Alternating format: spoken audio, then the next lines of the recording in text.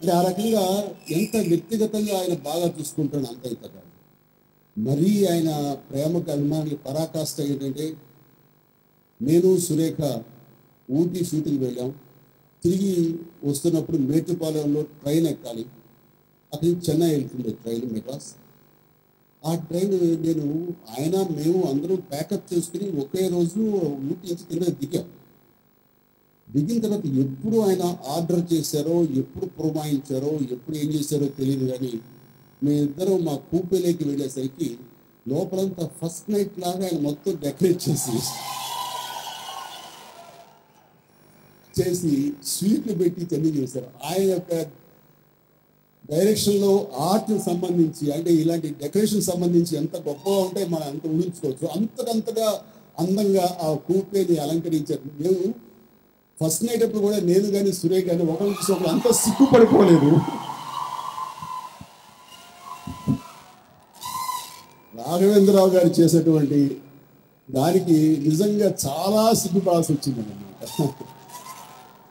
అంత ఈజీగా చూపిస్తారు. ఏంటండి ఇదండి మరి ఏదో కొత్తగా పెళ్ళిన అలాగా. బాబాయ్ ఎప్పుడు నువ్వు నిత్య పెళ్లి కొడుకే, అందులో అమ్మాయితో వచ్చావు, నువ్వు ఉండాలి అంటూ ఆయన చాలా సరదాగా ఎంజాయ్ చేస్తారు. ఇలాంటి జ్ఞాపకాలని గుర్తించుకోవాలంటే కోకొల్లలు అలాంటి రాఘవేంద్రరావు గారు ఈ రోజున ఈ పురస్కారం అందుకోవటం మా అందరికీ నిజంగా చాలా సంతోషం ఉంది. ఈ రోజున మనసు విప్పి నేను మాట్లాడుతున్నానంటే అది రాఘవేంద్రరావు గారికి పురస్కారం ఇవ్వటం, ఆయన్ని మా కుటుంబ సభ్యులు మీరు అని మరింతగా చెప్పుకొని గుండెలకు మరింతగా హత్తుకునే ఒక గెస్చర్ ఈ రోజున ఆయనకి పురస్కారం ఇవ్వటం అన్నది.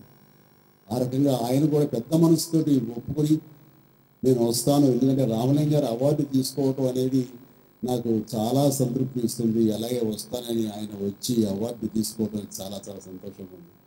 అండ్ ఈ సందర్భంగా సారిపల్లి కొండలరావు గారి గురించి చెప్పాలి.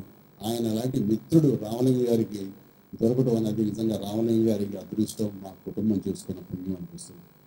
అలాంటి వ్యక్తి ఉండి ఇది నిరంతరంగా నిరభ్యంతరంగా ఇది నిరాటంకంగా ఇలా సాగిపోతూ ఈరోజు ఇన్ని సంవత్సరాలుగా దశాబ్ద కాలం పైబడి ఈ యొక్క ఫంక్షన్ ఇలా చేస్తున్నారు, మీ అందరి సమక్షంలో చేస్తున్నారు, మీ అందరి యొక్క ఆశీస్సుల అభిమానంతో ఇలా చేస్తున్నారంటే కనుక ఆయన రామలింగయ్య గారు మరణించినా సరే ఈ రకంగా మనందరి మధ్య జీవించాలి అన్న సత్సంకల్పంతో చేస్తున్న సారిపల్లి కొండలరావు గారి యొక్క ప్రయత్నానికి నా కుటుంబం యావత్ అందరి తరపు నుంచి వారికి నేను సభాముఖంగా నా ధన్యవాదాలు, కృతజ్ఞతలు తెలియజేస్తున్నాను.